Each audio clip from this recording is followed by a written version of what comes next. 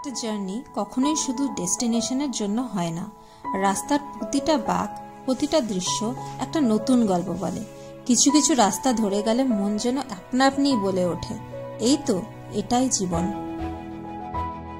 এমনই এক রাস্তা ধরে আমরা পৌঁছে গেলাম সালভেশন অ্যাডভেঞ্চার ক্যাম্পে।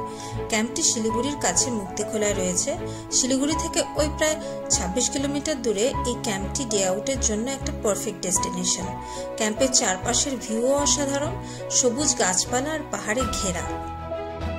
আর এখানে গেস্টদের বসার জন্য যে টেন্টগুলো রয়েছে সেগুলো অনেকটা স্পেশিয়াস আর খুব কমফোর্টেবল।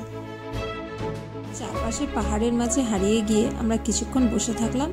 তারপর নদীর ধারে বসে গল্প, ফটো সেশন আর আড্ডাতে মেতে উঠলাম। কিন্তু শেষে একটা ছোট্ট দুঃখের বিষয়, ক্যাম্পে সেদিন কোনো স্টাফ ছিল না, তাই আমরা খাবার পাইনি।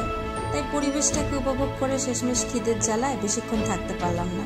ফেরার পথে অন্য জায়গায় খাওয়ার প্ল্যান করলাম। আর শেষে যেমন করে এসেছিলাম তেমন করেই ফিরে গেলাম।